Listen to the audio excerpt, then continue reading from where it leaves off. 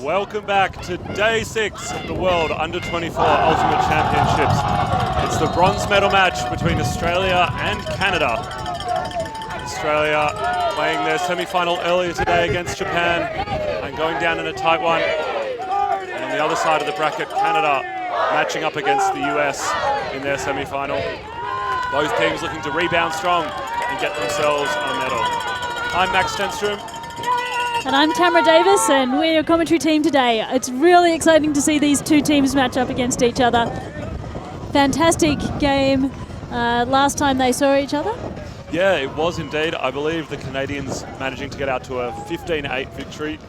I know the Aussies will be keen to do a little bit better than that this time. Absolutely. I saw them doing their semi-final earlier today, looking super fired up, and these guys have been keen and on the field for a while doing their warm-up, looking really positive.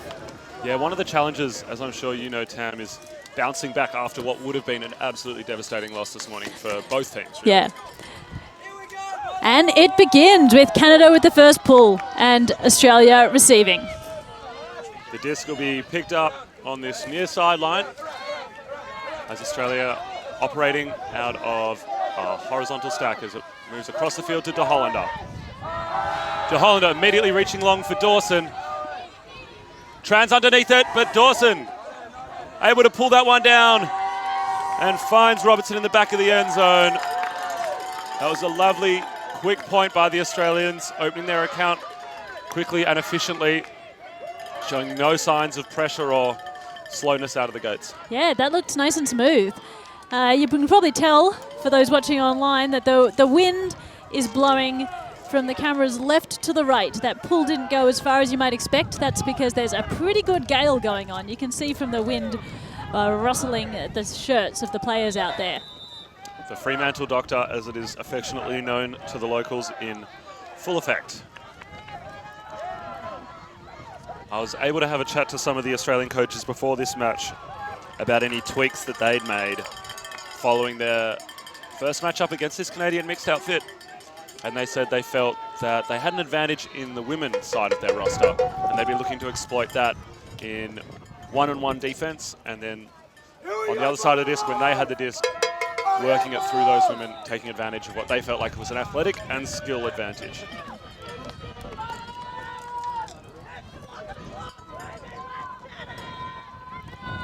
So arms are up and the Australians put up the pull. It's in, but it rolls out the sideline. So Canadians taking a relaxed approach to go and pick up the frisbee.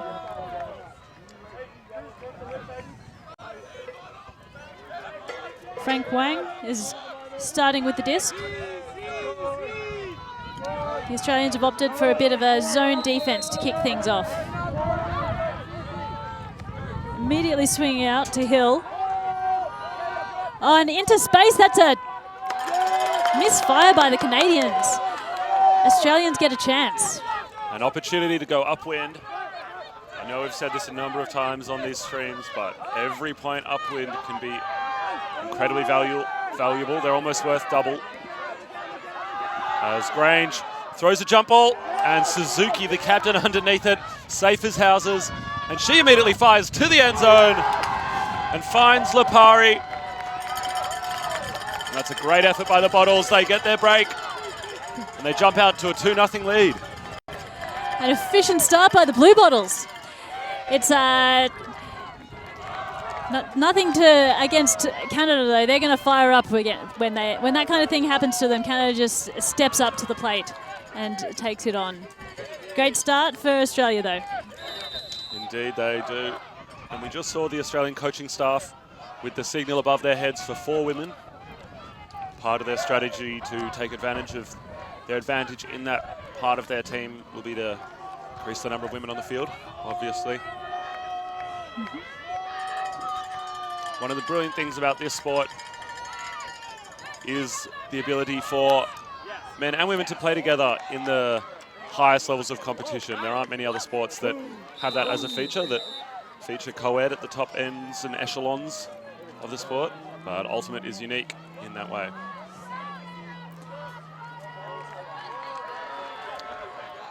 Indeed. So the Australians are starting with the frisbee again now, ready to put up the pull. Downwind pull, expected to go a fair distance.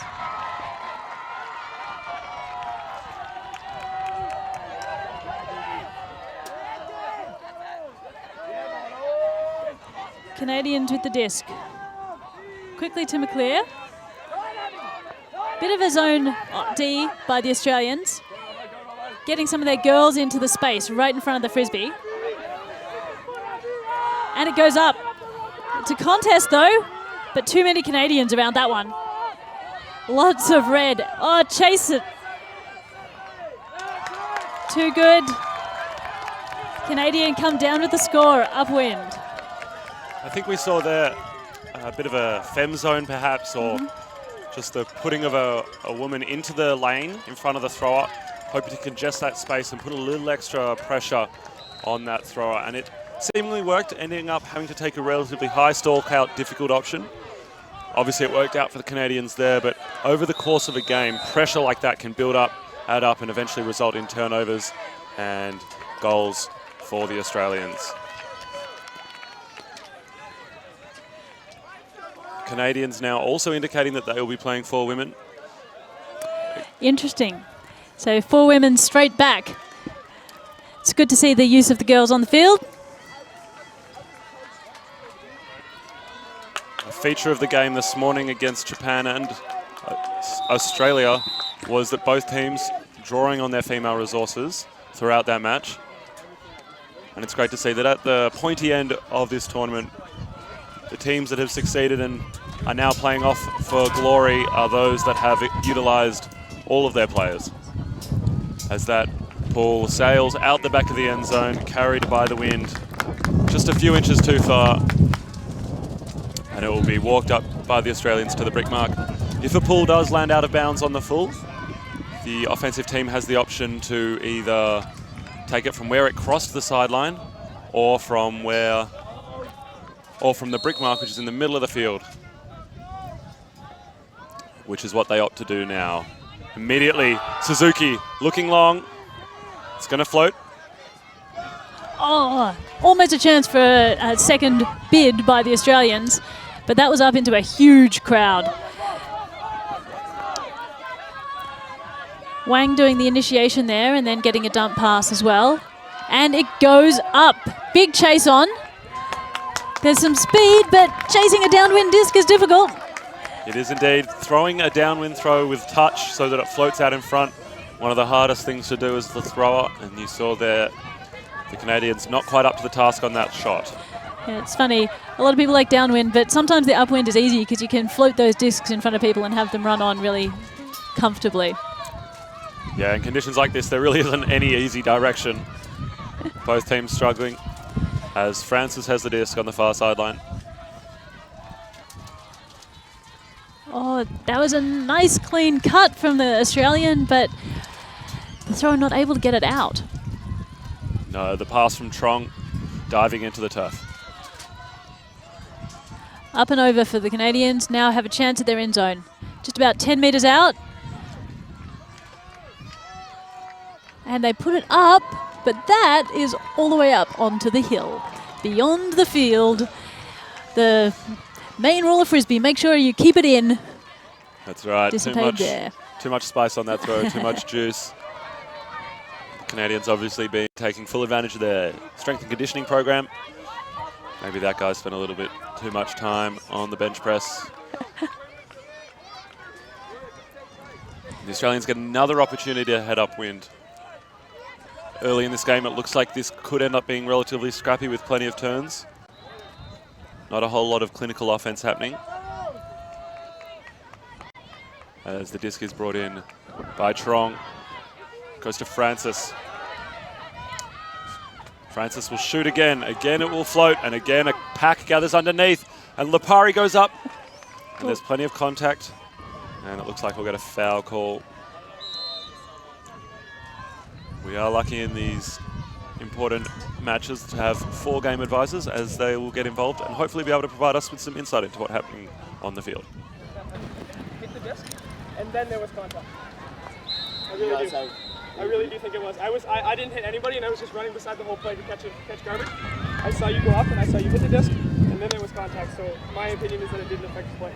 Yeah. Did anyone else see it? No. Did you think you had a play on the disc slipper? You definitely had a play. It's just. I thought you had it. It's my opinion. If you got dropped and left out, my eyes definitely think I was up.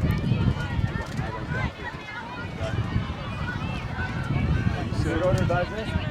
I'm quite sure, but we'll go to revise it to get the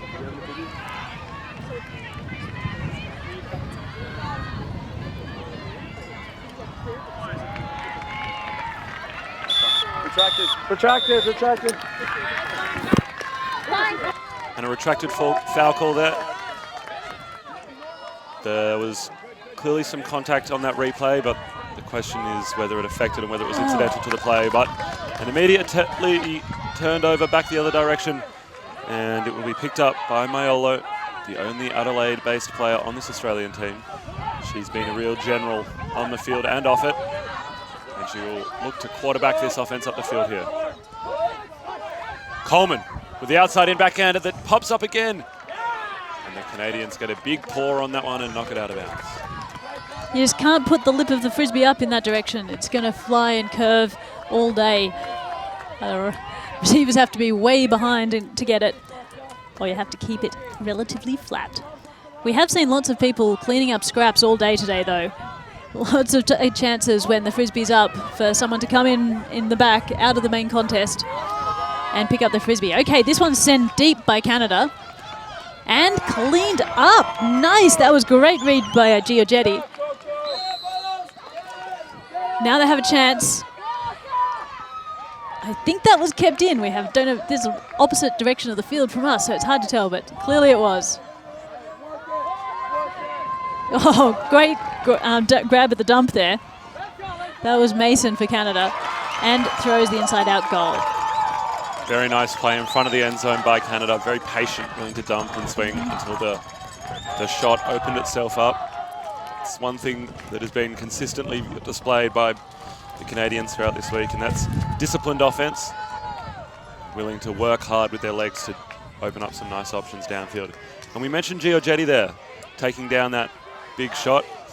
Giorgetti, Doucet, and Doucet are both products of the University of Ottawa, and have spent some time playing with one of the Australian players, Claire Bartram, who did a semester of university over there. Big shout out to all the University of Ottawa GGs, the team from that university. I know they're on the stream supporting both their Canadian compatriots and their Australian one in Bartram. Unfortunately, Bartram is injured and hasn't been able to play this tournament. She fractured her femur in the lead up. Not comfortable. You may be able to see her on the sideline on crutches, though. Yeah, she's been still providing there her in voice spirit. and support. Yeah.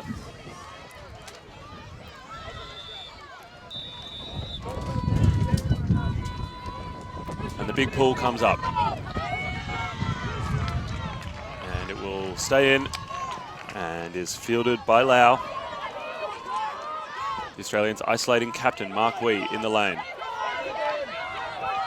He has a number of players going downfield, and he reaches now. Tran and Dawson in the area. Dawson's behind. That was a great D and superior read by the Canadians, who went back in that direction that the wind is blowing the frisbee. But now there's a call. Unclear what the call is. Retracted foul, I believe, on the throw. That was a retracted foul, thanks to Ruben, our game advisor. Game advisors have been doing a great job all week long, providing their perspective on incidents, reflecting calls, making our lives a lot easier in the commentary booth, and also providing clarification on what the technicalities of the rule state. Oh, great D by the Australian. Oh, but it's been called a strip. Mark Wee, the captain, getting involved there. Immediately gestures that he's going to contest it straight away. Perhaps the adrenaline running through his veins after that one. As we get another look at it.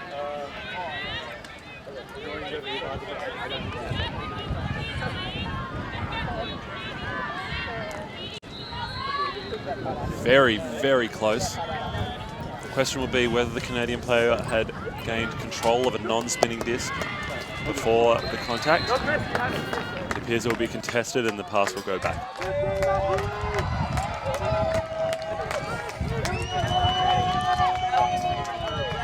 So Canadian Tremblay Jonkers with the frisbee there, and it's short. That was a case of almost never in. Goes back to where it exited the sideline. And De Hollander with the bailout hammer towards the end zone. He has players in the region, and Tran got a hand on it. Not able to close his hand on that knifing disc. That is a pretty pass. Oh, but there's a violation. Again, I'm not entirely sure what that was. Looks like there may have been a foul in the play away from the frisbee. That was a really pretty pass down the line, a bit of an inside out, just leading pass floated up into the wind. It looks like the call may have been retracted. Clearly the throwers are starting to adapt to these conditions, and we saw a much better throw just there, not popping up as the throws into the wind have before, but finding her target.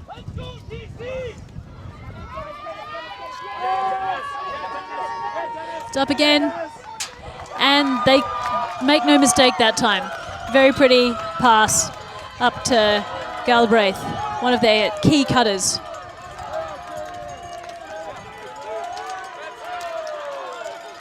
And that takes it to 2-1. 2-3 to the Canadians. And we'll head down to Katie Locke on the sideline for some information. G'day everyone. We are seeing some exciting energy from the Australian team, despite the fact that they just got broken twice. They are trying to keep their heads up, and it's something that we saw in the game against Japan earlier today as well. Trying to keep their spirits ridiculously high and the energy levels really high, filling the tank and just making sure that people have the energy every time they're on the field. So no matter the result, they know that they can get the next point. Back to you. Thanks, Katie. Yeah, great point. The Aussies have been doing a fantastic job of congratulating their teammates. Everyone's always putting in 100%, whether they're on O or D and whatever the outcome of the point. So it's great to celebrate all of the victories, even if you did get scored on. And I think one of the coaches, Max Howden, has been keeping the spirits up by doing some sing-alongs on the sideline. Classic Max. Every time we touch by Cascader being a favourite. The Blue Bottles not short on unusual rituals to get themselves psyched up before a game. Their coach, Max Howden, who was also an ex-captain of this Blue Bottles team, smashing a watermelon in the end zone before this match to get his team pumped up as Michael Vernon goes upstairs, and it's bobbled down and cleaned up by Trong, who immediately will look for Vino in the end zone. And that's another upwinder for Australia, showing their ability to play in both directions. What did I say? Upwind points are easy, right? It's the way you want to go. Look, if you can make the upwinds easy, then the downwinds will follow shortly thereafter, and the scoreboard will be in your favour. Absolutely. But at this point, it's 3-all. Scores are tied as we get another look at that pack grab. As that one sailed in, you would have backed Michael Vernon. Huge 6'6" tall timbers of this Australia team. But it was Mike Trong, one of the shortest members on this line, that ended up cleaning it up, demonstrating the importance of backing your teammates up, especially in blustery conditions, because the disc is always going to float and bobble and do something unpredictable. It's not over till the disc hits the ground.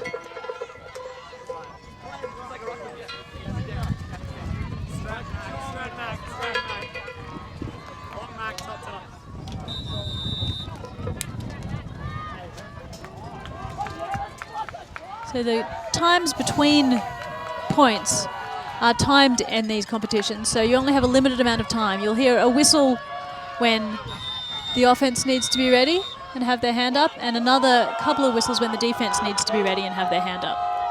This time it's from the Australians to the Canadians, stopped in the end zone. Always lucky it doesn't get touched and then roll out, because you have to take it from the back of the end zone or wherever it rolled out if that's the case. And just a couple of little handler movements. And again, Australia, you can see the scrappy looking zone, trying to make it confusing for the Canadians. Oh, violation or call of some sort. Perhaps a little bit of unwanted attention given on the mark by Francois.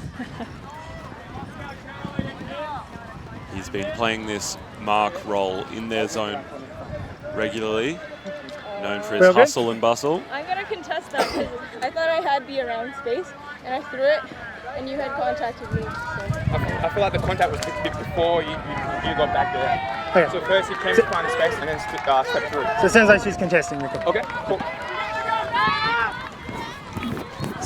Simple, looks So this like is coming back? contested foul. If it's contested, the disc will go back over there. So Daisy Lynn gets the frisbee back.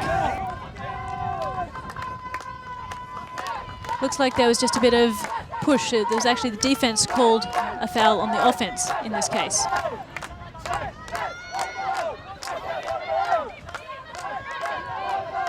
Speaking to the Australian coaches earlier, they were looking to play a number of different zone looks, thinking they might reap rewards, as they do there. Oscar Francis sticking out the right hand just at the right moment and getting the right result.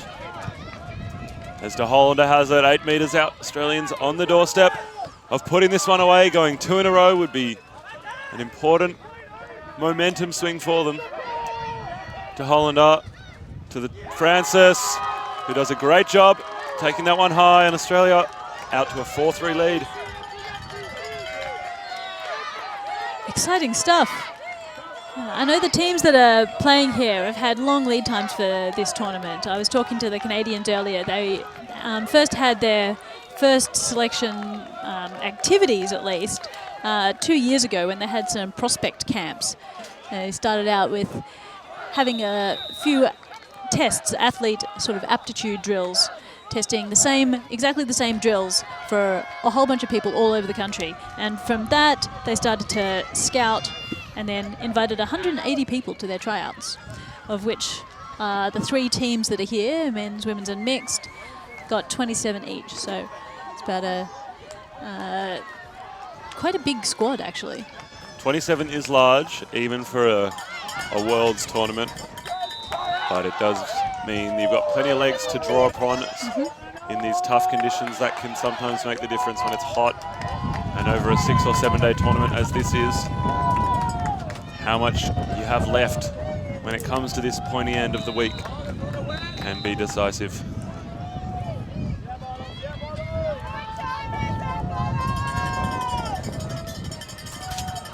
The big pool coming up. It hovers, but lands out. Players on the sideline, leaving the disc 3 metres from the sideline, as they're required to do.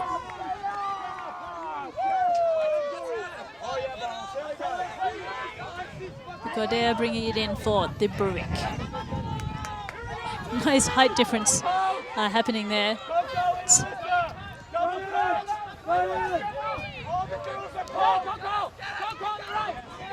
Safe play, recycling it until you see the opportunities, and there's a nice big cut through the middle.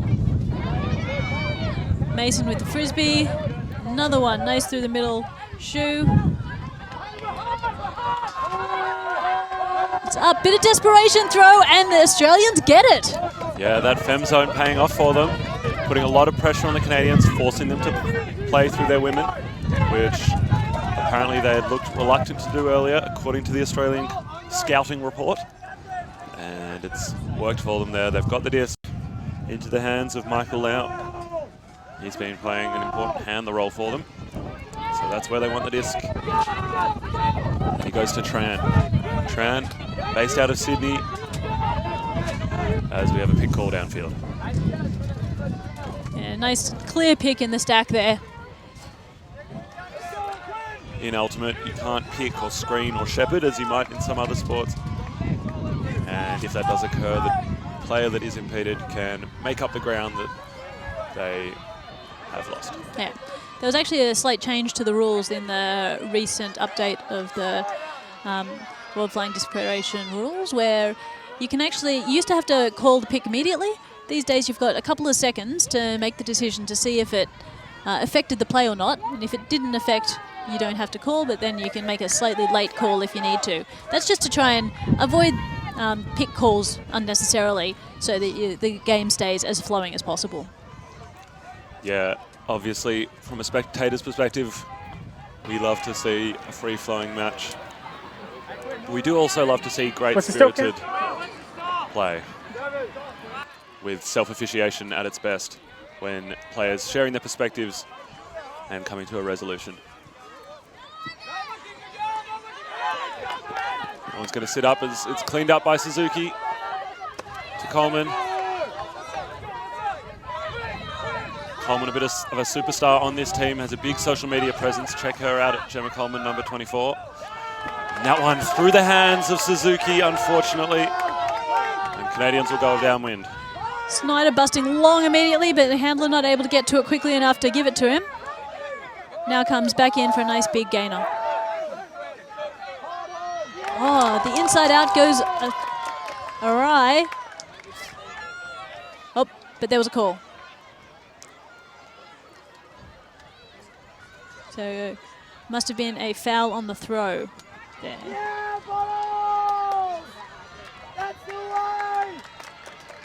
Oh, no, retracted. Turnover, Australians with Frisbee. Another opportunity to head upwind as Australia sets up in a diagonal stack. This is the flavour of the month in Australian Ultimate. Or at least in my experience, a lot of teams have picked it up in the last period of time, finding that it can help them get off the sideline, as now this one floats up and it's pulled down by the Canadians. Immediate motion, oh, and contest, but back to Snyder. Very decisive jump and catch in the end zone. And that will level the scores at 4 apiece. Game on. Canadians were doing a great job at keeping the Australians trapped on the sideline there. It looked like the Australians started to panic a bit. That pass across field was for lack of better options, really.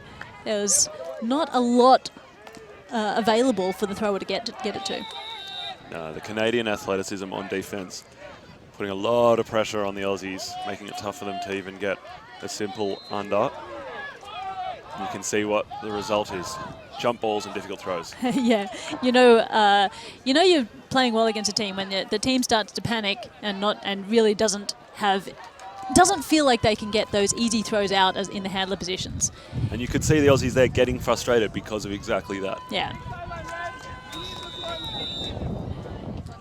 Defense really does win games. I love when new players come and start to play and they're like, but I can't throw and catch. It doesn't matter, just play D. Every single person on the field has to play D. You can play offense through 2 players if you need to. Yeah, the idea that offense wins games and defense wins championships, I think, is very true. Speaking of offense, the Australians will get another go heading downwind. As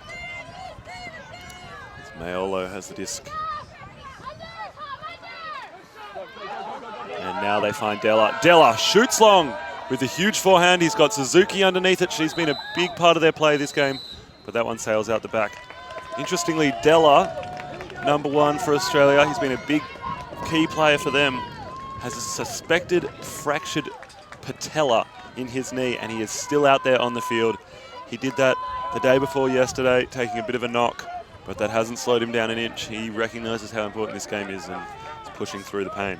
That's an impressive pain barrier there. I'm sure it's somewhat artificially induced. Yep. Oh, the Canadians using their height to a great advantage there with a really sweet pass up the line. Wachenko gets a dump out.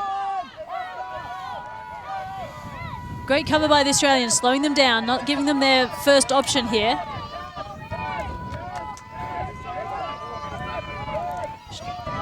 It's a quite long stall count. Must have been, oh! And a stall out. It must have been a couple of contacts to bump the stall count back down to 0, but there they got to the 10. Timeout called. Oh, it's a timeout called. Okay, thank you. That's pretty impressive. I believe there were lots of contact calls during that stall count. Thanks, Ruben, our game advisor. That's what we were perceiving up here. It did seem like a very long 10, but if the contact gets called, it drops the count all the way down. Indeed. And for another bit of insight, we'll head down to the sideline with Katie Locke. Hello everyone. I've had the pleasure of commentating the Canadian women's teams a couple of times this week, and something I noticed that they did was often calling timeouts right in front of the end zone, which according to Max Hallidan's real fake stats, 4 out of 5 times that you call a timeout in front of an end zone, it results in a turnover. But the Canadian women's team has been quite successful at actually converting those timeouts in front of the end zone into a goal. So let's see if the mixed team can take a page out of their book. The mixed team, of course, one of their captains, Rebecca Thompson, is the twin sister of one of the women's team's captains, Helen Thompson. Helen being a pivotal player in the women's team. Haven't seen much of Rebecca in the last game earlier today, but let's see if she jumps on and makes a difference to this game. Game's coming back on now, so back to you. Thanks, Katie. And the Canadians about 3 or 4 metres out with the disc in their hands. They're in a prime spot to score the upwinder with big Tom Della on the mark. He'll be going crazy. He's an ex-triathlete, so he's no stranger to hard work over long periods of time. Maybe that was that Max Hallidan fake stack. 4 out of 5 get turned over after a timeout near the end zone. Oh! Through the hands of Thomas Della. That could be crucial. This one pops up again. And the Canadians tear it out of the skies. Well read. Taken down by Tremblay. He's been a bit of a demon in the airs so far this game. He's been pulling down grabs left, right and centre, both offensively and defensively. It'll be interesting to see whether Australia can find an answer for him. Maybe put some of their tall timber on him. Rob de Hollander perhaps, or Michael Vernon, both powerful in the sky. It's interesting how the draws in the different divisions are working at this tournament. Today we have 2 bronze medal matches. We have the mixed right now, followed by the men's coming up next. And the men's is going to be between Italy and the USA. Italy and Australia. Oh, sorry. What am I talking about? I'm talking about the final is Italy and USA. It's Germany, Australia in the bronze medal match coming up. But the women are still in the pool play because they're doing a full round robin through the whole pool. And so they're just playing their final games right now to try and decide who makes it in to the semi-final. They go from pool play to semi-finals. They do indeed. I'm not sure if we can bring you updates from some of those games, perhaps. We'll do our best to provide some scores when they're available. And just like that, I can tell you that Canada are leading Colombia 5-2 currently, which I think will be a crucial one for determining matchups in those semi-finals. And Australia leads Germany 5-1. That's in the women's. Back to the mixed. The pool is up. Australia receiving. It appears they will raise one hand above their head, indicating the brick. And Australia set up in a T-stack. This has been a favoured structure for them on offense, and it will give Dawson and Wee plenty of space to work. Neither of them able to find the opening that they would like that time. And Australians will continue to dump if they can. And that one past Wee, and the Canadians now just a few metres out from the end zone, and they will capitalise. Too far out in front of the bidding players. Perhaps there'll be a bit of a discussion. Double layout, offense, defense. High fives, low fives. Everyone saying great bid, turnover. Yeah, no call on that. Both players putting their bodies on the line, but happy with the outcome in the end. Australia get a second chance. They'll look to take it as Carolee Coote heads deep, one of the fastest players on this Australian team. She was an absolute menace in Australian Nationals this year. Nigh on unguardable when she's on. And again, the Canadian defense really putting a lot of pressure on the Australians right near their own end zone. Super advantageous turnover for them. And it's a dump, swing, score. Classic drill that lots of people play.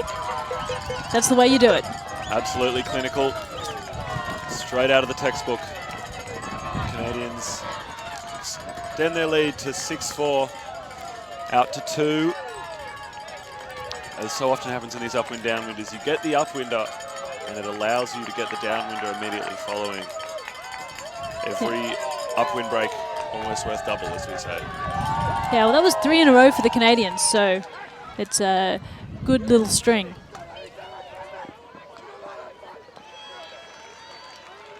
The Australian coaching staff will have to find a way to respond. We've already spoken about Max Howden, who captained the Blue Bottles in 2013 at this tournament in Canada. But Anson Chung, the head coach, also very experienced coach in his own right, including coaching the Blue Bottles in 2015 to a silver medal in London. This is also probably a perfect opportunity to extend a big shout out to the Spud Shed Fresh Food Market. Thank you very much to the Galati brothers for their kind donations of fruit this week. We've had oranges, we've had bananas, apples and pears. I know I've been chowing down on a lot of them and have been enjoying them very much. So if you are a Perth local, head on down to one of their many stores. Not only do they have lovely produce, they're lovely people too. Keeping us all well fed. Tam, you're obviously very experienced. I believe you've had your first Worlds in 2000. What would you be recommending to these teams? Oh. So I would say both teams play with confidence. Back yourself in the wind. And sometimes you see a lot of just rash, difficult throws going up in the wind. And sometimes it's better to just still play it a little bit safe and trust yourself that you are strong enough to make those passes. The thing that has really been clear here, though, is their defense is really winning the game from both sides, making any offensive passes difficult, which is inspiring the idea to jack it a little bit because the defense is so tight that it's getting the handlers in trouble. And that pool may sail out the side again. And Australia will take the brick. Trong, a Melbourne-based player playing the majority of his ultimate with the Chile Ultimate Club, one of the oldest clubs in Australia, with a storied history full of silverware. And we'll head down to the sideline with Katie Locke. Quick correction, Michael Chong plays with Heads of State Club. Meanwhile, Michael Lau plays with Chile, both legendary men's clubs in Victoria, though Heads of State is now mixed and women's too. Thanks for that, Katie. Apologies for the mix-up. No offense intended to either club. Both wonderful in their own right and in their own way. And that was just a tiny bit of a misfire by Goddard. Immediately saw it as it came out of his hand. He was frustrated with that throw. So Australians get it back, but pretty much all the way back down towards the other end zone. Let's see if they can figure out how to break these handlers or these handle defense. Big arcing throw across the field into the fat side. Cleaned up by Vernon, who looks for no, but I think the Canadian may have got a fingertip onto that early, causing it to veer off course.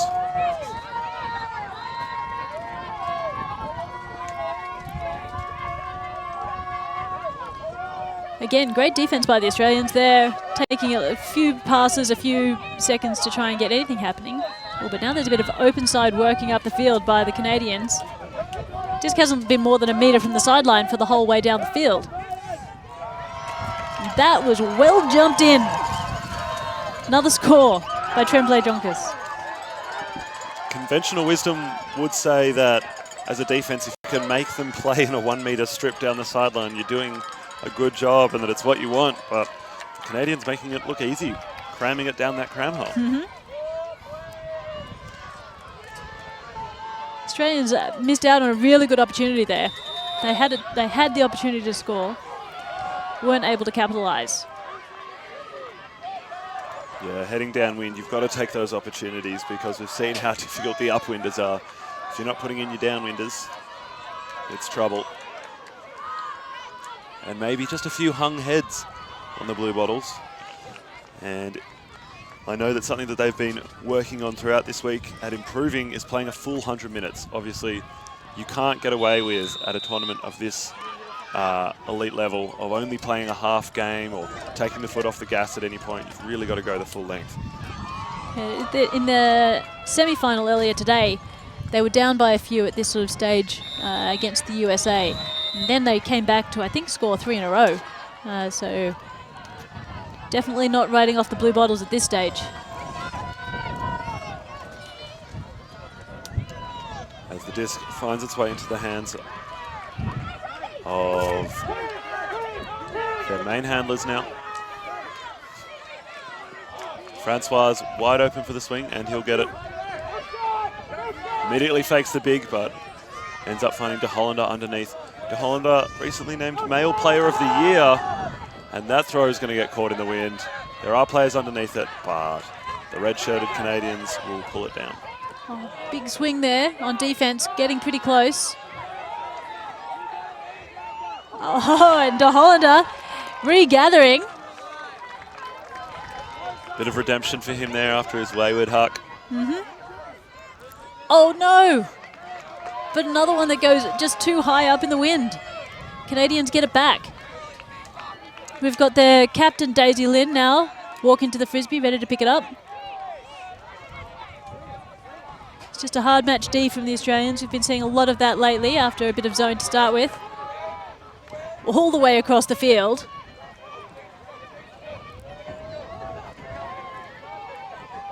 Looking solid there. And oh, what a great grab. 2 layouts to score from the Canadians on the break side. That was Mason. I didn't quite catch who scored it though. That's a great effort by the Canadians, and they'll take half, 8-4.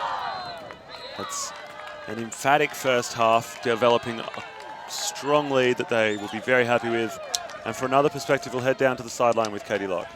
That was Captain Daisy Lim with the goal. Both her and Mason being pivotal female players on this Canadian team. Mason so ferocious on defense, and Lim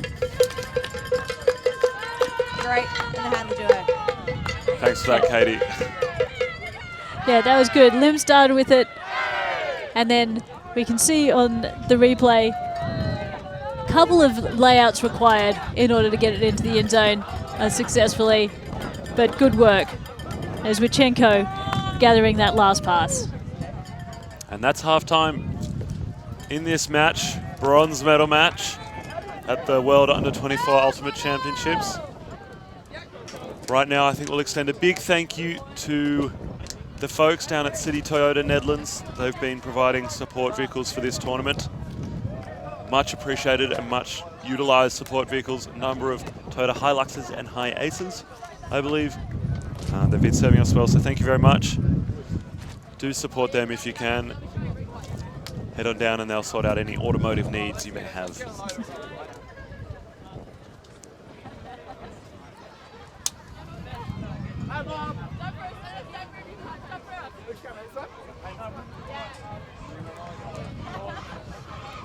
We see a number of players taking full advantage of being on camera, waving home to say, "Hi Mum, how are you? I'm down here in Perth getting some cool stuff done." Yeah, a lot of enthusiasm and smiles on the sideline here. It is great fun playing for your country, and especially in a match where you're in medal contention. Amazing stuff. Yeah, Tam, maybe you can provide us some insight into what it feels like to be in the green and gold, out on the field, playing at the business end of a tournament for some silverware. It is so exciting. Yeah, and it's funny. It's really stressful when you're on the field. Well, when you're off the field. When you're on the field, you're not really thinking about the stress of the game necessarily. Well, hopefully you're not paying too much attention to it. But it's really, there's a sort of camaraderie and determination. By the time you've gotten to the pointy end of the tournament, everybody on your team are super tight-knit, strong friends, and you'll just do anything for each other in order to get those goals. So you'll see everybody putting everything out on the field. And I think we'll leave it there, let you have a watch of these highlights from the first half. Don't go anywhere though, we've got another great half of Ultimate Frisbee to follow. I'm sure we'll see both teams work hard all the way through to the end. So stick around for the second half of the bronze medal match, the World Under-24 Ultimate Championships. Always Always stuck in traffic.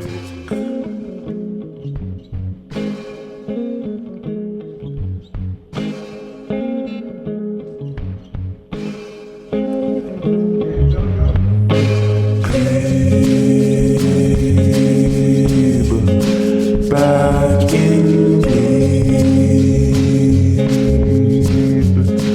feel the breeze of Clean Point Road. Nothing's more nostalgic. Always stuck in traffic.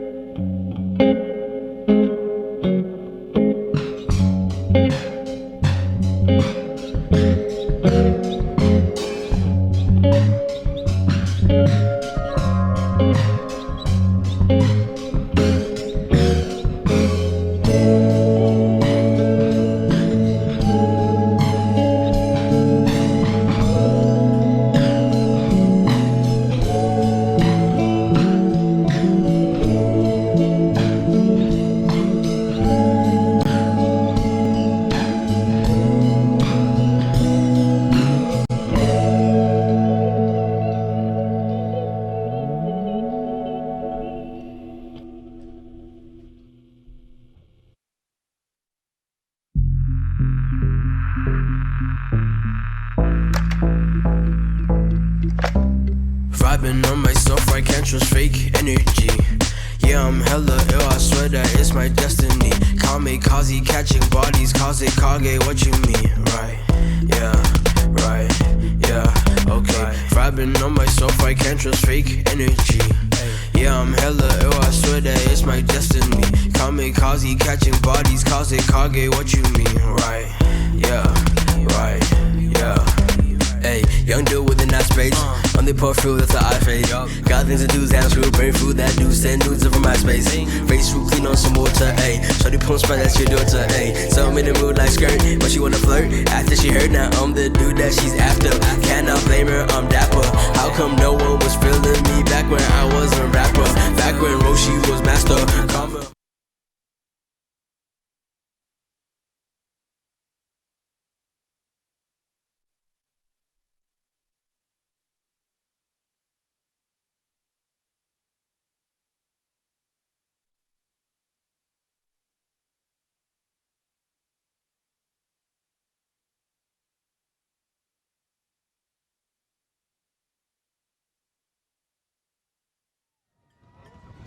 And we are back after half-time in the bronze medal match at the Under-24 World Championships. We have Canada versus Australia. Everybody's on the field getting fired up. One exciting thing about a bronze medal match that you don't get in the gold and silver match is that this one determines whether you get a medal at all. If you've made it to the, if you've won your semi, it's sort of the victory there. Like, you know you're getting a medal. So there's a bit of, it's actually a bit more relaxing in that situation. Whereas when you're here, this is determining whether you're getting on the podium, where you take home any bronzeware or not. That's very true. One of these teams will go home empty-handed, and one of them will go home with medals around their necks. So maybe this is actually a higher pressure match than the final would be. I think it can be, actually. Especially, well, if you're an underdog and you've made the final, then the pressure is really off. But if you're here when you've got the bronze medal match, it's pretty tense. Yeah, game on. First pass keeps it in. Canada with the frisbee. Hill starts with it, has a bit of time because the defense doesn't take a while to get here, and puts it straight away. It's got that edge on it though. Too hard to gather.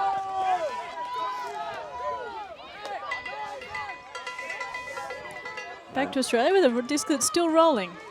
And Mikey Lau picks it up, has Francois underneath. Francois maybe more well known for his handling, but I know on this team he's been taking a bit more of a cutter roll, looking to generate out of the primary position. Canadians now with the disc about 15 metres out. Snyder with the frisbee, looking at a nice gap there. Oh, but the Aussies mack it. not gathered up by the Canadians. I thought that was going to be a fantastic example of catch your Ds. They gave the Canadians a chance there, even though they're in a perfect defensive position to grab that frisbee out of the sky. And as I'm sure you can hear in the microphones, the wind is picking up, and the Australians will have to play straight into the teeth of it. And they'll reach down line for Francis, who holds on. He surveys his options, goes with the left hand to Coleman, but she can't hang on.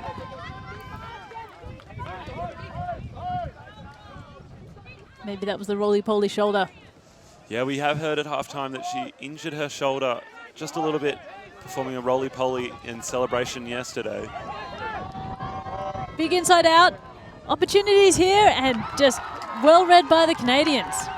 That's a lovely throw. Yeah, that was very pretty inside out. Wichenko to gather that one down. Yeah, the throwing prowess of the Canadians has been obvious this game. Just really well drilled, clearly. Throwing through this wind as if it's not even there.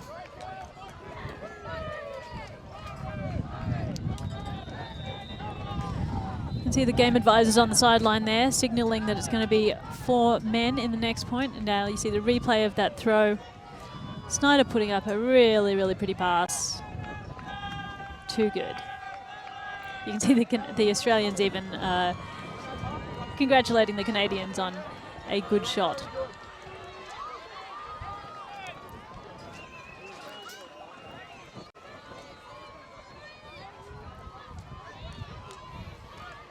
The introduction of hand signals has really helped this game when trying to make calls and communicate between teams, especially when you're with teams that aren't all the same language native speakers. Yeah, I imagine that's one of the real unique things about a tournament like this, and conducting self-officiation at these World Championship events, dealing with lots of teams that don't speak English as a first or sometimes even second language. English being the official language of Ultimate, according to the World Flying Disc Federation, as Tom Della bombs a hammer looking for Michael Vernon, but falls a little short. 2 talls in the end zone there. Looking for their beanstalks, but not quite making the offensive connection.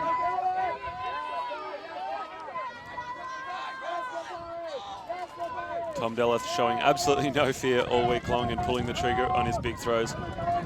Sometimes for benefit and sometimes for detriment of his team. Oh, and that one's come a bit short, straight to the Australian. The wind forcing that forehand over. In these conditions, the key is getting as much spin as possible on the disc, as we have a pick call and play will pause momentarily. But yeah, in these difficult conditions, as much spin on the disc as possible to help it stay stable. And a huge hand block by the Canadians. Was solid. Scarth says, not in my house. We're done. That frisbee's not going anywhere. I bet that smarted a bit. Without a doubt.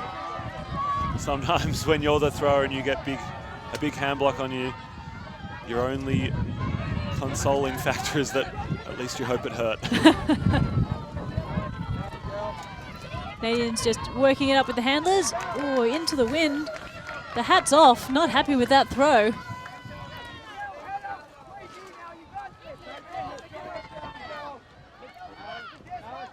As Lipari runs deep. Della underneath. Will the shot come? It does! And he gathers it up, inches off the ground. He has a player there, but he doesn't want it. And that was incredible. That was a bumble. Our hearts are in our mouths as Australians approach the end zone. Making it look more difficult than necessary. Let's see if they can work it in. And Della with the inside forehand. Done, but it's a travel. Travel on the no throw. Score.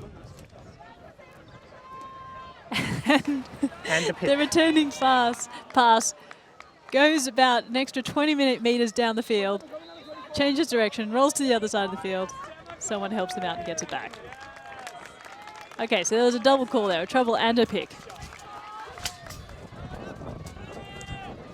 Disc back in the hands of Della.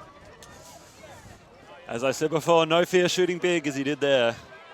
And sometimes it pays off.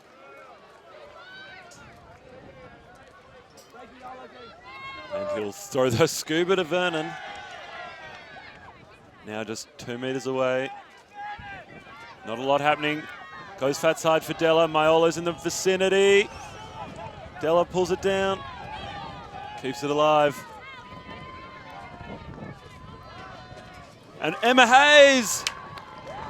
Does she hold on? Yes, she does.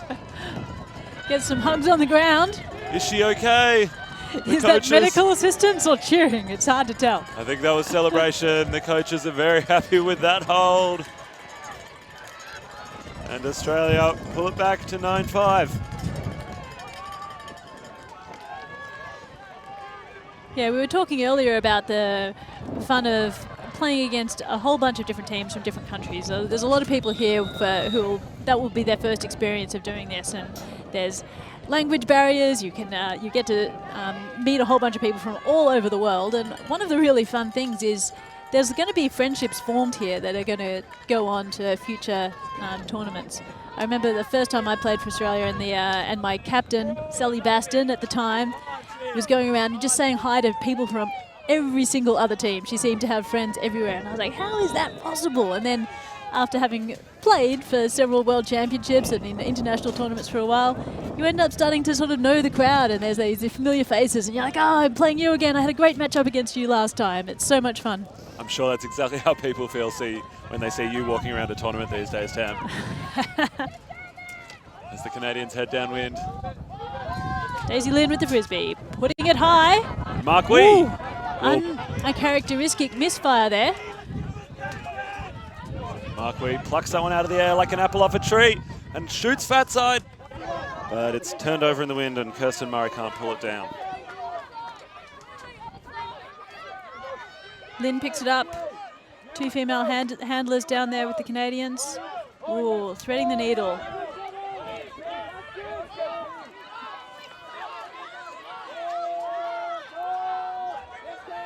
It's up high.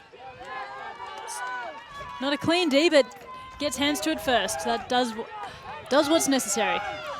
Rob de Hollander, obviously a very large man.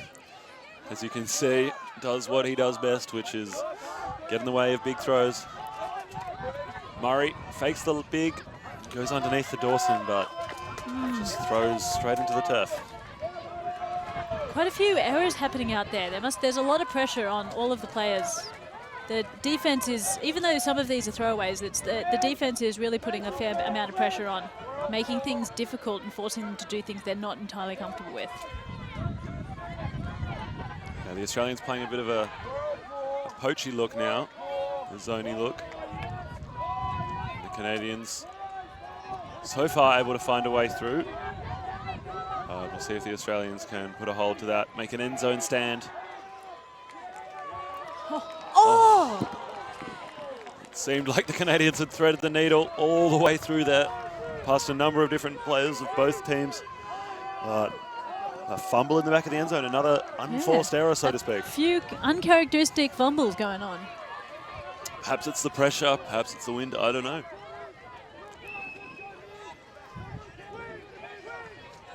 And Murray to Dawson. Dawson playing a lot of her ultimate in Canberra with F Troop, the mixed club. Big shout out to all the F Troop people watching on the stream. I know you guys are very proud of your troopers, as you call them, who are performing here. Dawson, Caitlin Grange, Maya Suzuki, the captain, Claire Bartram and Manambi Weir. Mark Wee with the disc. Back to Murray. And finds de Hollander wide open with the big kick spike to celebrate. Pretty much a offensive bookends there, in the sense that he put up that first huck to get the frisbee down the other end, which was beautifully gathered. Really good chase down, and does the business to get it all the way to the end zone. Good patience by the Australians there. They had to throw a couple of dump passes, get people into position, got a stack going, just kept it alive until they had a really good option, and in the end made it look pretty easy. Yeah, showing a lot of composure that maybe they were lacking earlier in the game, where they felt like they were pushing a few shots. Nice and calm around the end zone.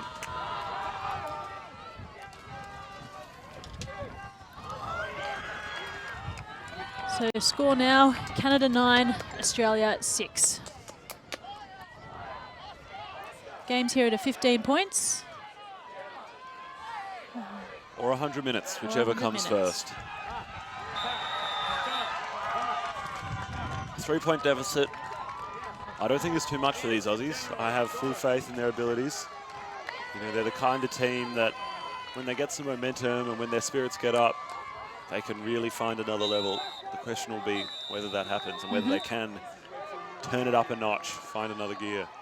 Yeah. With the wind at their backs, they have another chance here. Nice pull, a bit of a roll. Successfully stopped.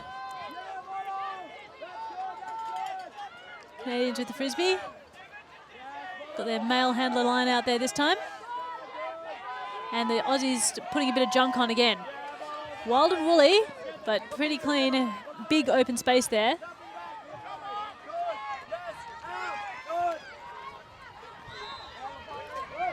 Still zone. Pretty much looks like a... Ooh. That's a lovely inside-out backhand. You said before, the Canadians have got some serious throwing skills. Someone had some great vision there. That had the sewing kit out, threaded the needle. That was a pretty impressive tunnel to find in between a bunch of defenders. Visionary throw. So the Canadians immediately get one back. Again, upwind. 2 upwind scores in a row. Not a very common occurrence this weekend. That was really initiated with that big crosswind or cross-field pass.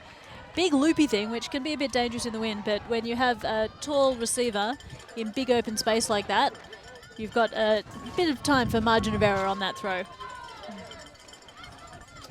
Yeah, and in these conditions, big tall receivers can be super valuable because so much stuff will just pop up and float and hang in the air. So having your big men out there, or big women, as the case may be, hugely valuable.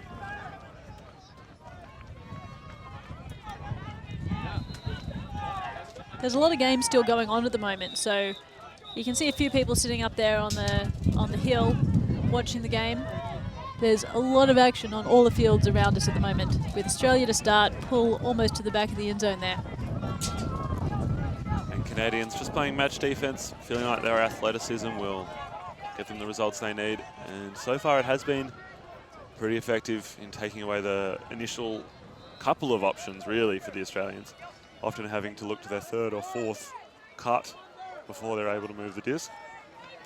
And it's that kind of pressure that adds up over the course of a game and forces difficult throws like that one. Yeah, look at the field position right now. Everyone's really gathered in and clustered, trying to help out the handlers, but actually maybe making it a bit more difficult than necessary because there's too many defenders in the space. Canadians with the frisbee up the line. Could be good, but there's an Australian defender there and it's a bit too far anyway.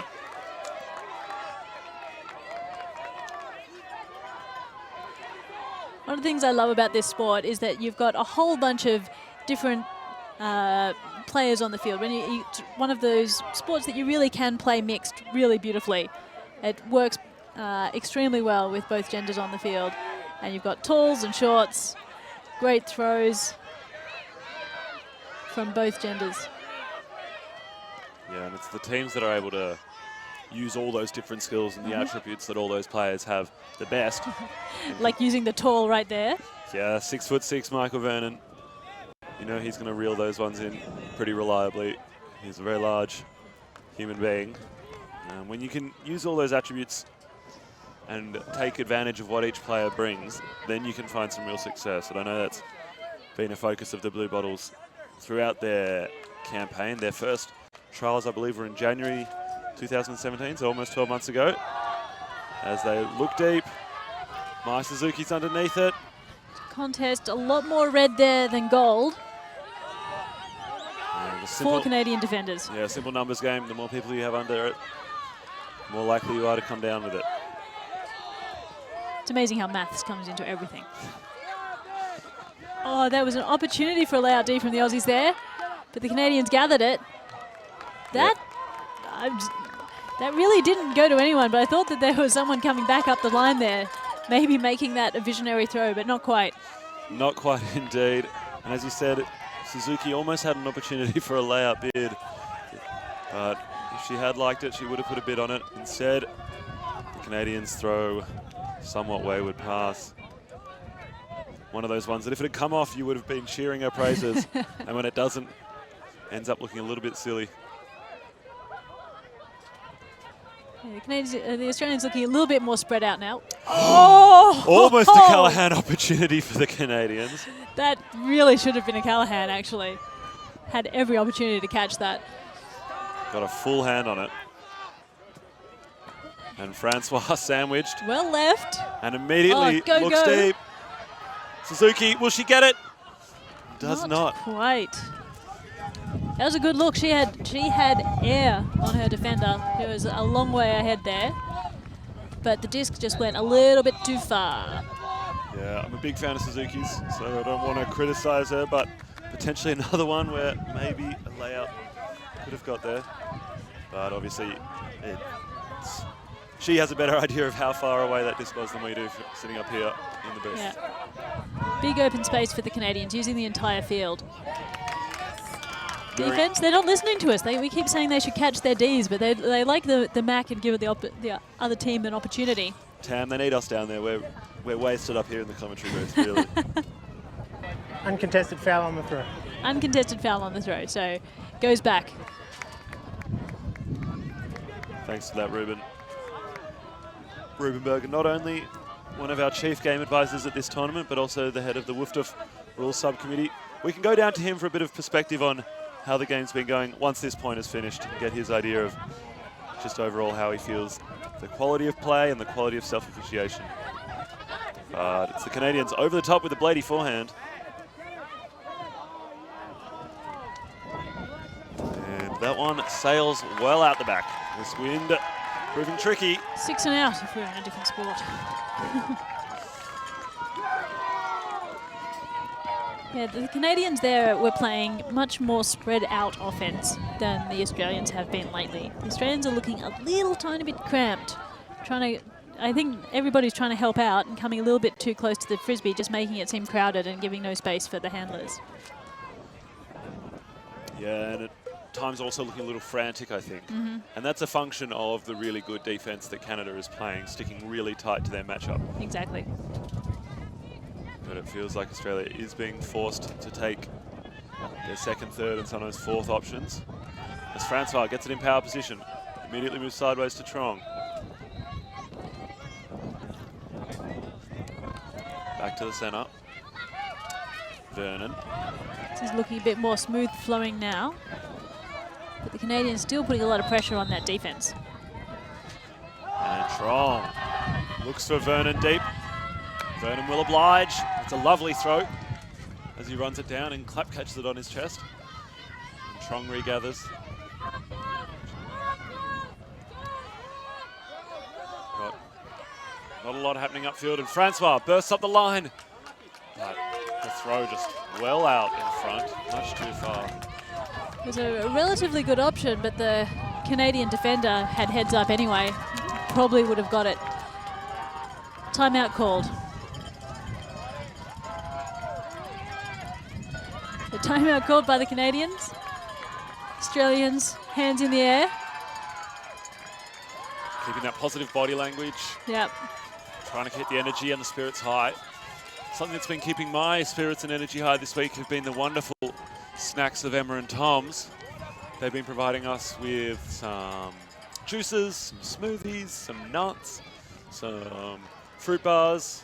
I'm drinking their milk espresso right now. All of their products with no added sugar and naturally produced. I've been really enjoying their stuff. I'm a big fan of the beetroot coated nuts. They're wonderful. Been keeping me well fueled for a whole week of commentary. So I would recommend them highly to you all. Yeah, so you can see the Australians dancing on the field there.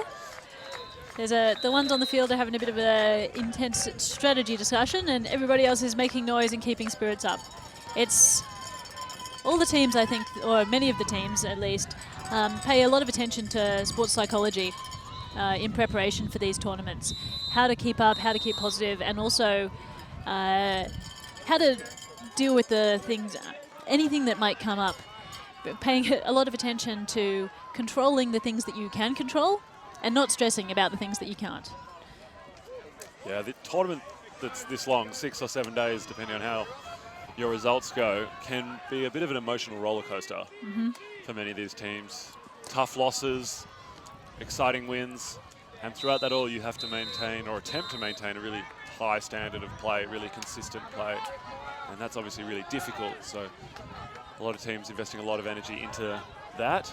Danny Alexander, the Australian coach of this team, has put a lot of time into building the mental fortitude and resilience of her players. So the Australians starting out on his own there. Failing to trap it on the sideline when they began, but now, ooh, wow. Disc went up, it was a big hammer. Thought there might even be a call, but nothing. Oh, nope, sorry, there has been a call. Was it foul called against the thrower? Foul called against the thrower.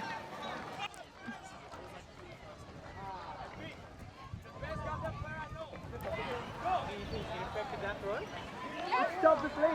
You hold on. Am I talking to her? Let me talk to her. Do you think it affected the play? When I put the disc up, you had hit my arm, and then it affected the disc. You think I hit your arm? Yeah. I call contact when you push with the frisbee No, to you get out hit of my. space. When I definitely heard my arm getting hit and felt it when I I'm did it. going to contest. Okay. So what does he have to call? You've called a foul? I'm calling contact on the third, and then it was a turnover side. So defense can't call contact. Okay. They can only call a foul. Okay, so Are you calling? I made a foul call. Okay. Before the throw? Yep, when I threw it. Before the throw. Before the throw. And you're saying it affected the play? Yeah. Okay. So then this is coming back here. Is that right? So, bit of an interesting one there. It's not often that the mark will call a foul. Of course, it's well within their rights to do so. And had it been called during the act of throwing, then the turnover would have stood, but because it was deemed to have been called before the act of throwing, that's a stoppage. Thanks for that, Ruben. Definitely one of the finer points of the rules that we may not all be familiar with. The disc will go back. Canadians will have another opportunity. We'll see if she looks for that big crossfield hammer again. Player that she threw to is still in acres of space, so may look for that again. Sorry, just to clarify, she was contesting the foul, which is why it's come back. Thanks, Ruben. She managed to get the dump out. And there was another call, travel this time.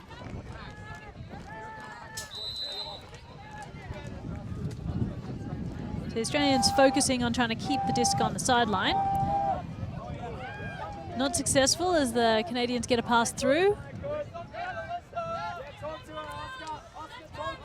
So you see the mark forcing forwards here, trying to prevent the dump coming out, and the wall in front of the mark trying to prevent things that go over.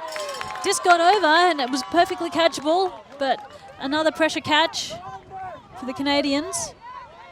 Giorgetti couldn't quite hold on to it. Australians with the frisbee. Bit of contact on the defense there. Loud bid showing the passion and enthusiasm. Accidental collision with the receiver. And Francois does a great job of holding on to that one as he goes to turf and rips a big backhand. He's got Vino underneath. We'll have to work hard to get there, and she can't quite track it down as it bladed away from her. Okay, so the Australians look like they've transitioned to a match D. It's up. Battle of the big men. Manages to get it for the Australian defense, but it's right down the other end again. Yeah, that's an interesting option by the Canadians. The receiver didn't have a whole lot of separation, and it feels like a bit of a choice just to say, we want this game played down that end of the field. We don't want to risk a short field turn. Yeah, when there's a game with a lot of turns, there's a couple. We were saying it's all down to maths before. It's the team that makes the greatest distance down the field will win the game. There's another maths. The team that does the fewest turnovers will also win the game. But, so there's a balance of these two. One of the reasons we're getting lots of turnovers is because the teams are getting it to the other end and forcing the opposition to work all the way back again. Are we okay? Are we okay? No, you just starting. You have to warn me at 5. No, so hang on. You were turning back. Just. So, had you initiated a pre-stall yourself? Nope. In these rules, you have to actually count down from 20 to 1 to 0. Okay? So, then you can start stalling. Yep. Thanks for that, Ruben. Many of these North American players perhaps more used to playing under the USAU rules than under the WU24 rules, and there are a few small differences, that being one of them. Yeah, so once there's a turnover, you only have a limited amount of time to go get the disc and reinitiate play. It's only 10 seconds if it's infield, but you got 20 if it's out. And that was a case where they tried to initiate a stall count, but hadn't given the appropriate warning. Francois now. He's got Trong backwards. As Trong looks deep for Vernon. Can he get there? It's out in front, and he cannot. You can feel the passion from both teams, and maybe a bit of the frustration as well in some of these contests. So I can clarify there for you quickly. Thanks. With the game advisors chop to remind the offense how long they have, but if the defense want to start the stall count, they have to do the pre-stall themselves. Thanks, Ruben. When Ruben says the chop there, it's a hand signal that they do. We'll watch it next time that there's a turnover. Big huck up. Australians get in the way there. Josh Lapari doing a great job. He's a quick guy and he can make up that distance when it is created. And getting in front, maintaining his good positioning on defense. As Mikey Trong will immediately look to Vernon, but it appears to have been a pick stack a pick called as he cut straight through the stack. Straight through the most crowded area there. I think that was probably a pretty clear pick.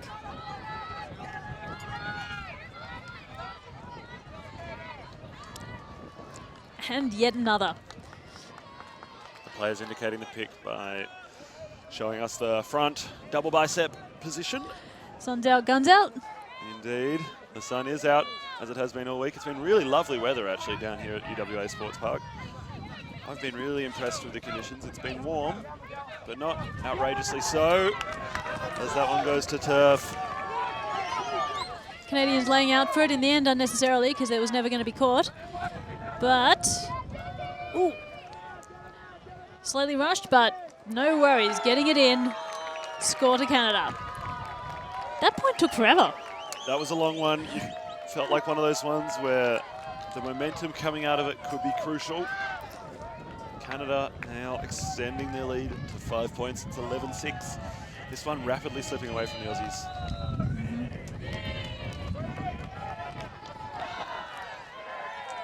I'm just not sure that the Australians have much of an answer for the athleticism and the depth of throwing that the Canadians seem to possess. Their 27-person roster potentially also coming into play.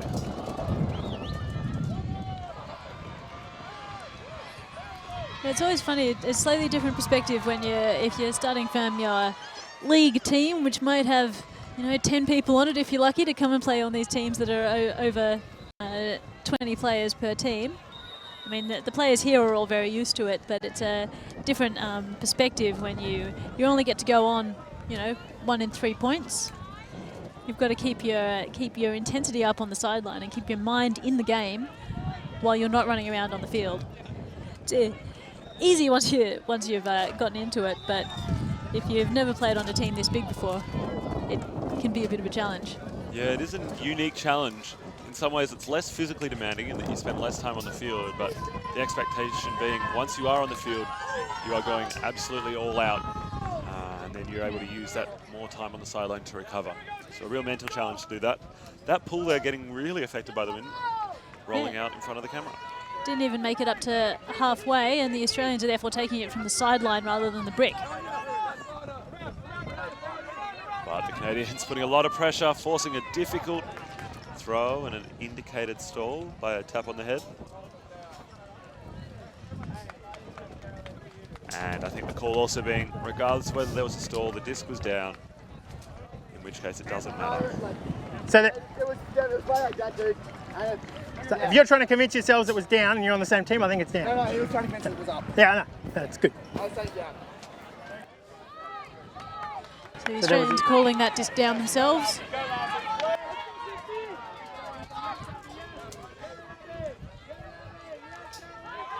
Slightly wayward disc up. Didn't quite regather. Looked like he was going to, though. Back with the Australians. At about half field.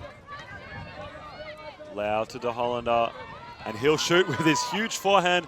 He's got Marquis underneath it. Can he track it in? Oh. Marquis, one of the quickest players on this team, and even he not fast enough to reel that one in. It was a bit of a laser from De Hollander, who gestures with a big thumbs up, thanking his captain for the effort put in.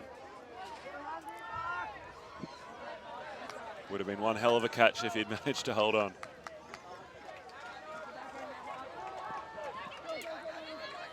Canadians with the frisbee.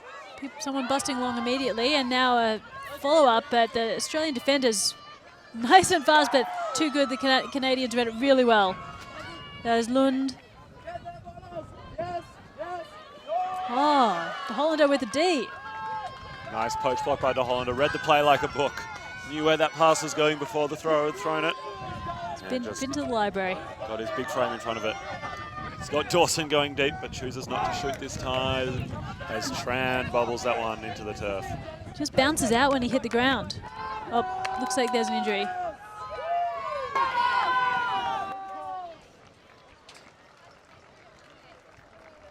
So the two hands behind the head signal is an injury call.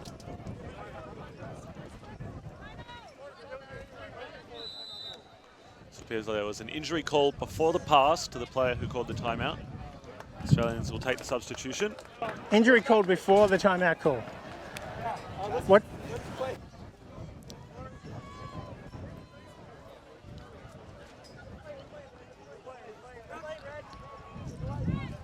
And it will come back in with Lind.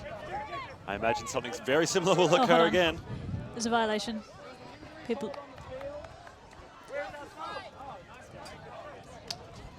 And Australia needs to remember that they can replace their injured player who comes off. They're not forced to play with 6. As Vino will come back on, and then play will restart with Lind. That's a bit more like it, yeah. As I said before, I imagine we'll get a similar outcome. Perhaps not. It's Canada go upfield. Oh, great dropping off by the Australian defender to cover a dangerous cut into the end zone. Australians, all the Canadians try and gather that. Rami couldn't quite hold on to it. It's a difficult catch. Perhaps they'll wish they had called that timeout. Yeah, the Australian stack looking pretty close to that sideline over there right now. I wonder if they're going to work it down the break side. As Mikey Lau shoots, but well far out in front of Marquis, who had already initiated his cut back under one of those classic miscues that end up looking pretty silly.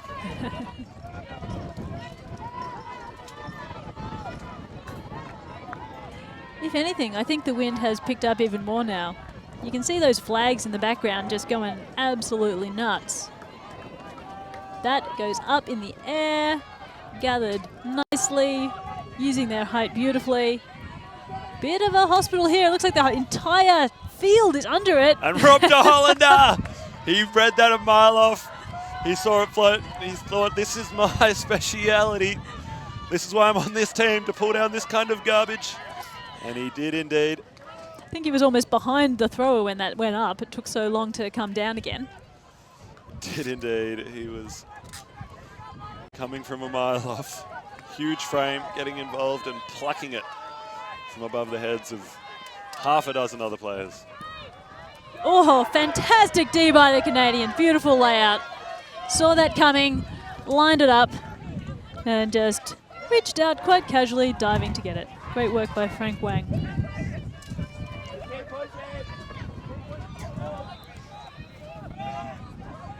McAleer starting with the frisbee. Immediately does the safe thing, getting it out into the middle of the field, going for excellent position rather than jamming it down the sideline. Regathering and opportunity back. Oh, but too far. It was looking good. He managed to get the breakout to an open player in the end zone who now calls an injury. That's Tremblay Jonkers coming off there, injured, being replaced by Snyder. Tremblay Jonkers has played a big part of this Canadian team, acting as one of their big men. We'll see whether Snyder can fill his big shoes. And Australia will take the opportunity to sub, taking off big Rob de Hollander and putting on Tom Della.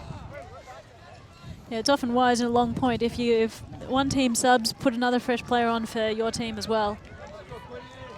Take the opportunity to keep as many fresh legs on the field. See whether Della could inject a little bit of extra fire, a little bit of extra juice into this offense for the Australians. My guess would be that as soon as he gets it, he'll look to send it long, but he won't need to because Lau will first. But that's well out in front of any intended receiver. Tran, a good 15 yards from that one when it hit the turf. Again, he'd already turned around to cut back in when the throw went up.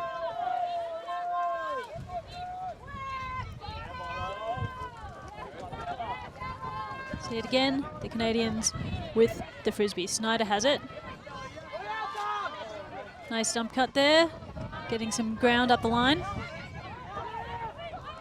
Big swing, wide open player there. Someone had poached off to defend a more dangerous player downfield. And it goes up.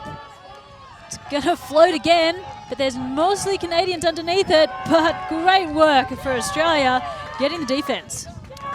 Yeah, Dennis Tran doing a good job. That was the kind of pass that a defender loves to see go up. Plenty of opportunity to get involved, as he did there. Brought back in by Tom Della. He'll go across the field to Vino, who goes to Tran. Tran will unleash one. He's got Dawson and Della in the vicinity. And Della working his guts out to get involved, but the throw turned over in this wind and was angling away from him, accelerating. Needed a bit of inside out on that one to be able to chase that one down. Interestingly, the Australians in there, when playing against Match D there, not playing without a dump. The dump always comes from the stack at the moment.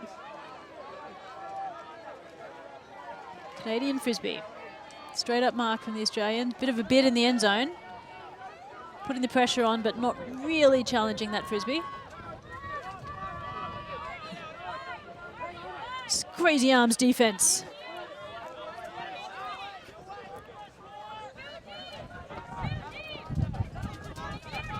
And Canadians just content to keep hold of the frisbee. Well, maybe not. Up. Oh, great take. That was by Wong on the Canadian team. Just jumping high, using both height and legs to get up to that frisbee. Oh. That's a timeout call from the Canadians. They sense that as this game draws towards the end, that any opportunity they have to score upwind, as always, incredibly valuable. Yeah, we said there was a long point at 6:10, now at 6:11. Equally long point. Both teams are working really hard out there.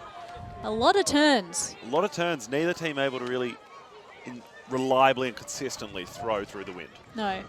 I think this is probably maybe even the most turny game that I've seen so far. It'll be interesting to see how the other teams are going at the moment, whether it's consistent across the grounds that the wind's picked up. It's making it more difficult for everybody. Yeah, I was watching I actually only arrived here halfway through the week, and I was watching from home.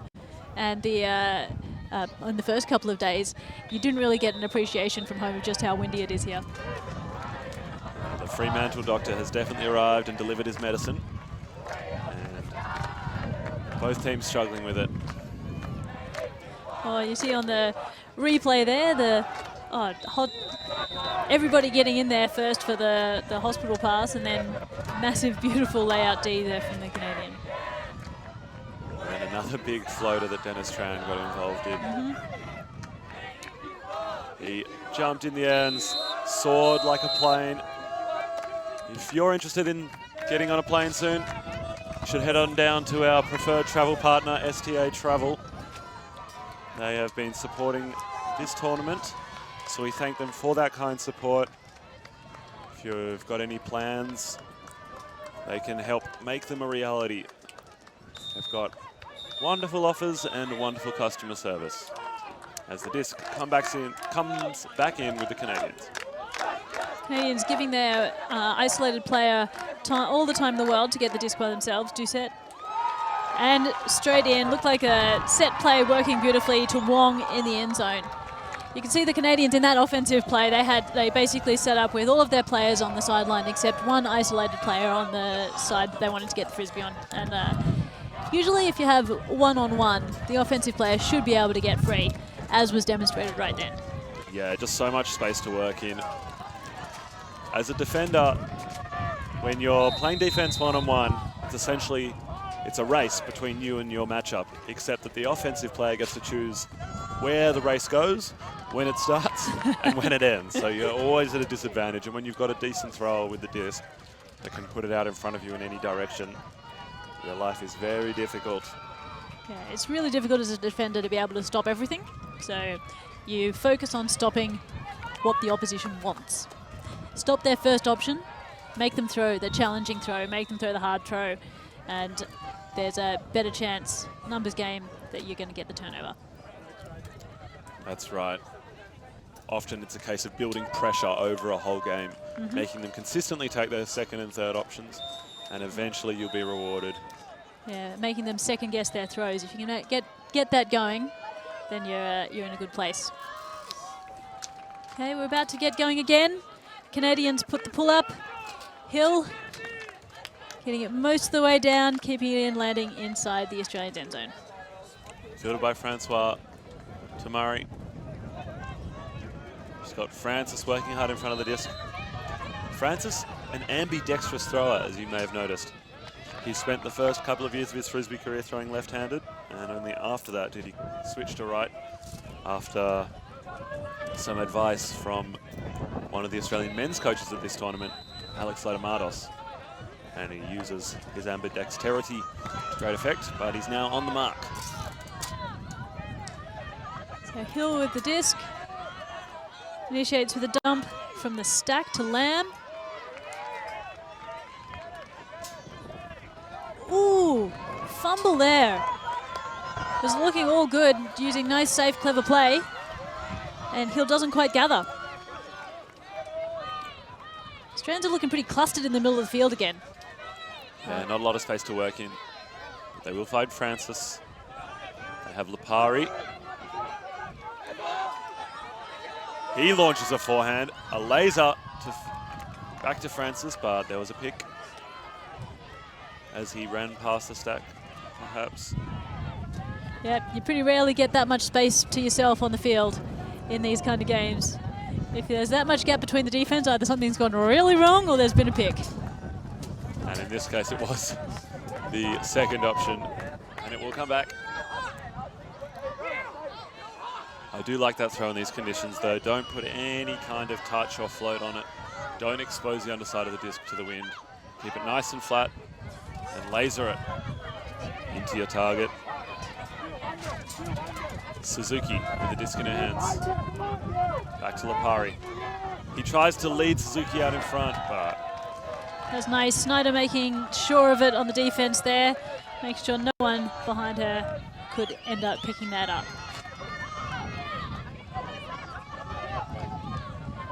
Hill starts with it. Canadians clear out, leaving space in the middle for people to come back under.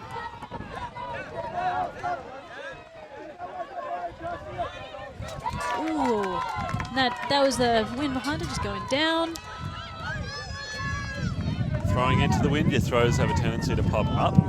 Throwing downwind, the wind will often force the throw to fall rapidly to the earth. Francis now. The high release lefty backhand. Very difficult in these conditions.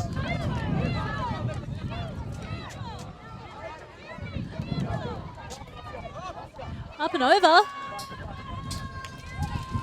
You can't teach tall, but that was a little bit too tall.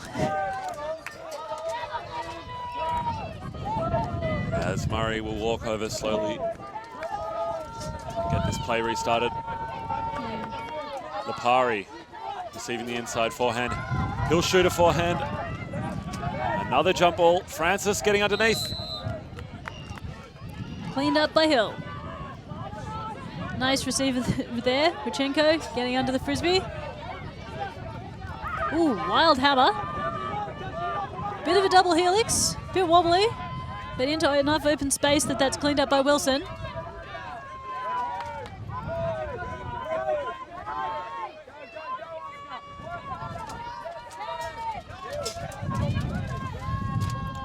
Oh, an absolute laser beam.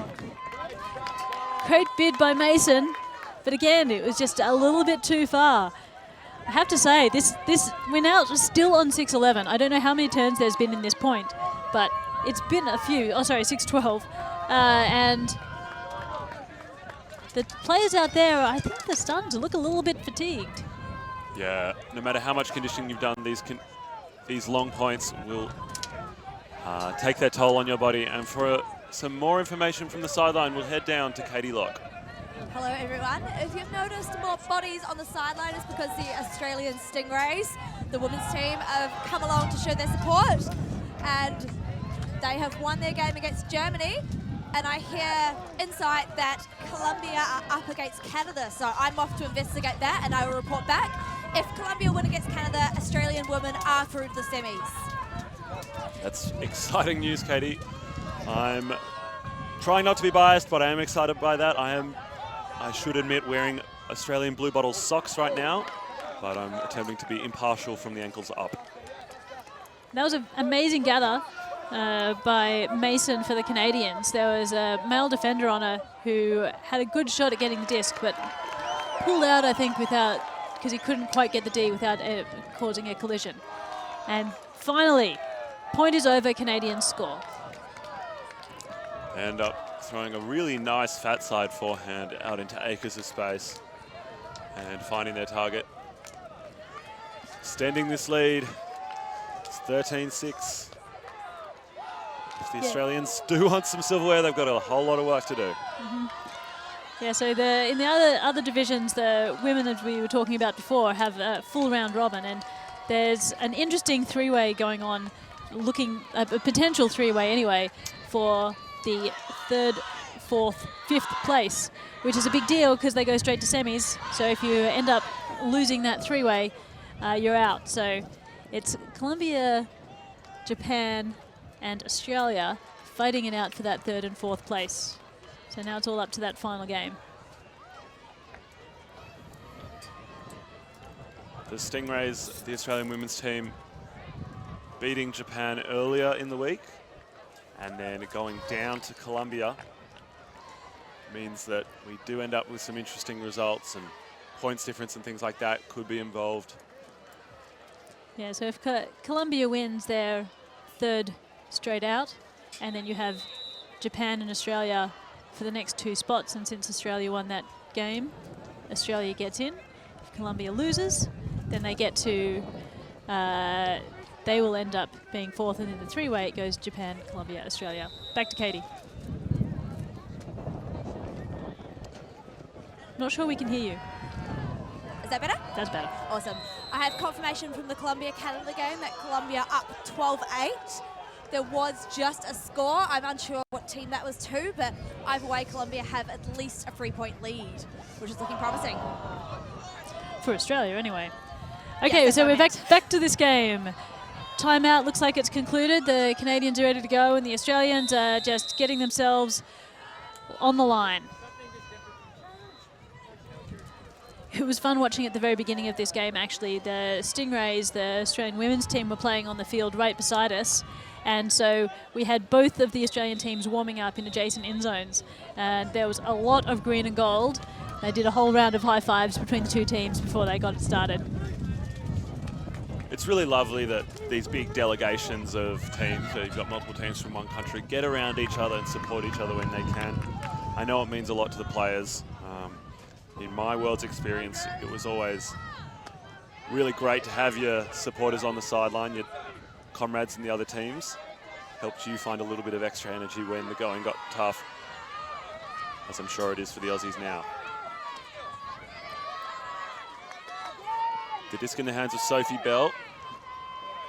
Speaking of, she played juniors in 2010 in Heilbronn, Germany, when I played with the men, and she was one of those supporters on the sidelines helping us find that extra bit of energy. De Hollander with the disc. With the high release backhand to the fat side of the field. Finds Bell! And that's a goal. That was really positive, strong-looking offense from the Australians there. Much Really was improved one of on the their last nicest couple of points. points. Yeah. Some of the cleanest offense we've seen in a good little while in this game. Australia just stringing some passes together, taking the open options when they were there, and then shooting to the end zone.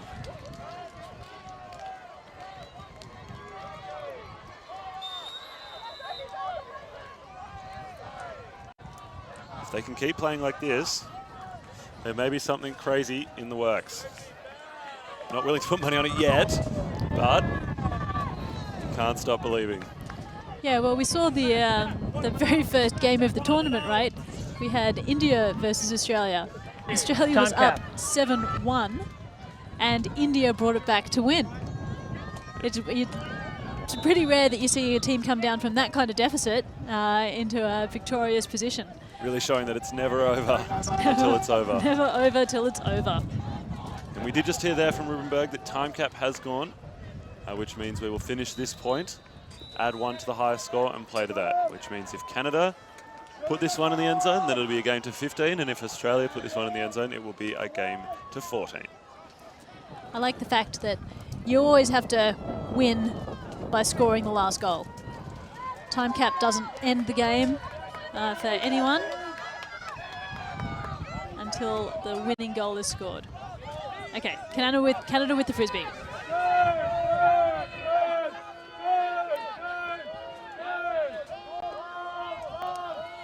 Poachy sort of zone going on at the moment from the Aussies, but the Canadians working it through the middle.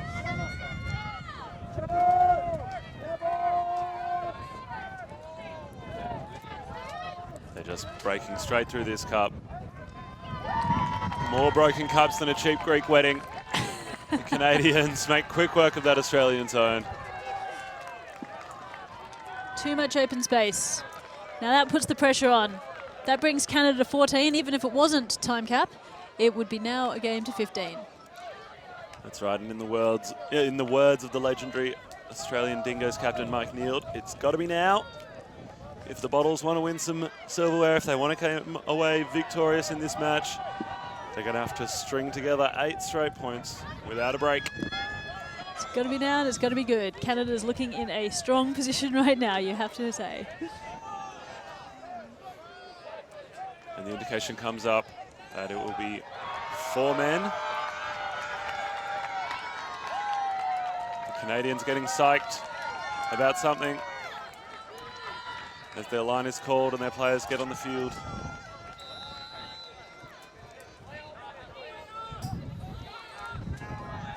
Funny runs to escape from the field there.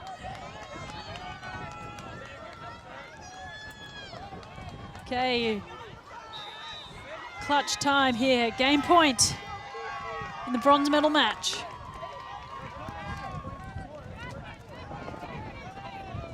Sam Francois getting fired up, visibly trying to motivate his teammates to find a little bit of extra energy somewhere in their tank. Again, quite a short pull. Makes it just past halfway, but then rolls back again. And it will be fielded by Mikey Trong at about half field, as you say. Suzuki immediately cuts to the end zone, but he goes back to Bell. Bell's experience may prove valuable this point as it slips through the hands of Michael Vernon. Regathered perhaps by De Hollander, but there's going to be a bit of discussion about up or down. A few different opinions. And it looks like the call will be up. Cool. The Canadians are calling it up, I think. Great spirit from the Canadians. And De Hollander looking for his options downfield. Finds Trong. Fakes one way, fakes the other. Goes the backhand to Francois in front of the bidding defender. Australians not willing to give up yet. It's 14-8. There is life yet.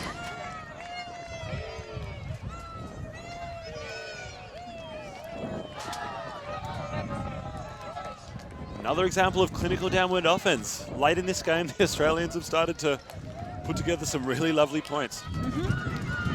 Definitely. I hope it's just not too little too late.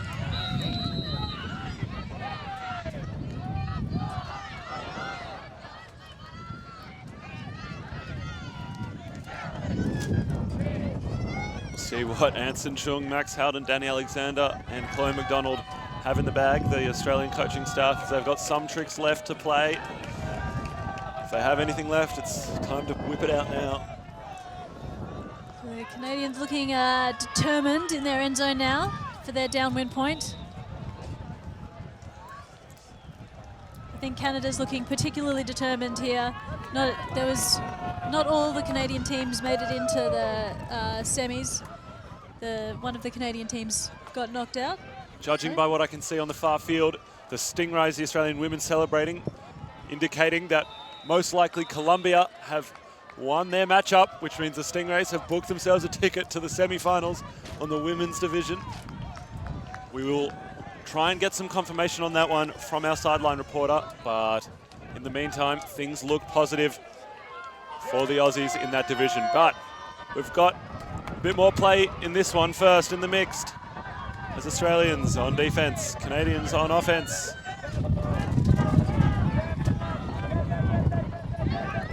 Acres of space there in the middle for the Canadians.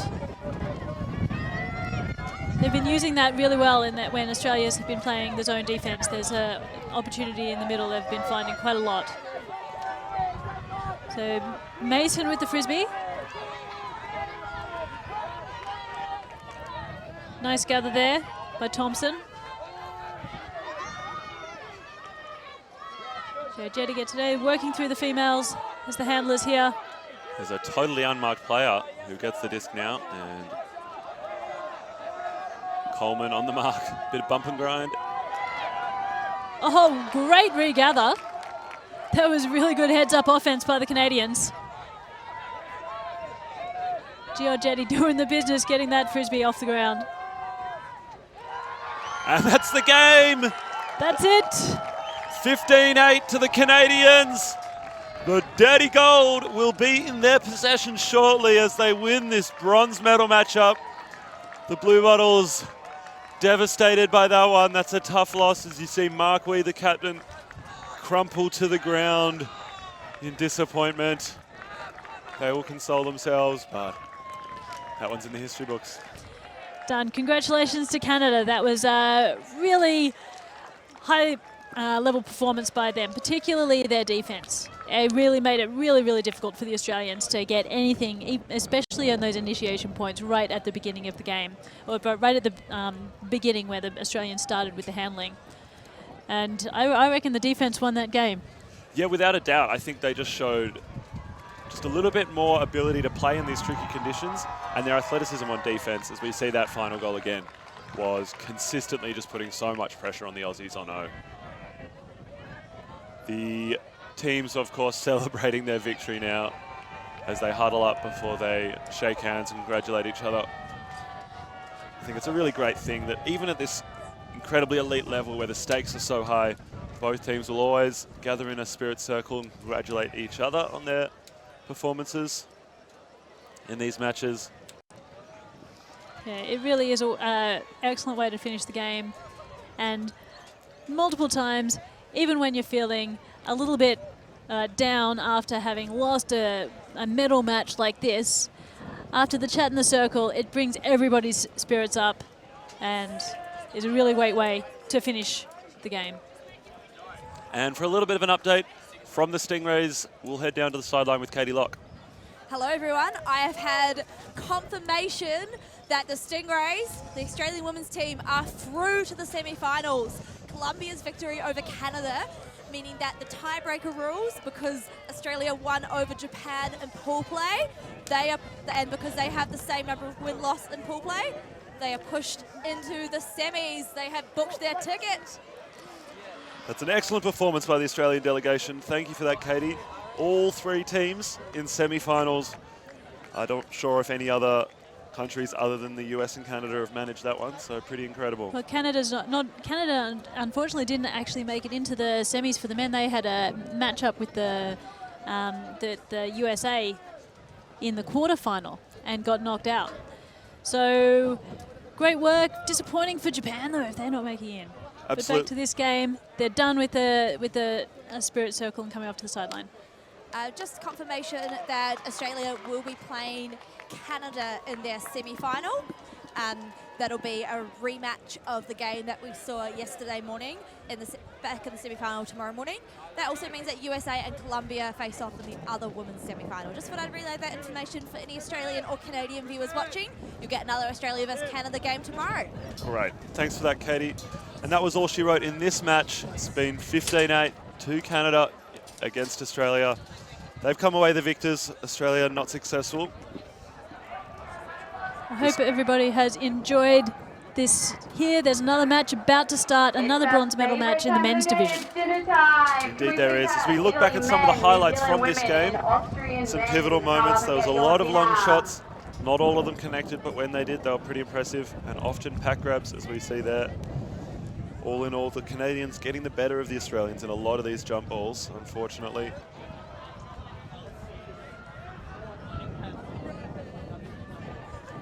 It's pretty impressive. Often, as we saw there, it's a case of not the first or second or third attempt, but someone coming through behind that cleaned up the scraps. But overall, a really impressive display.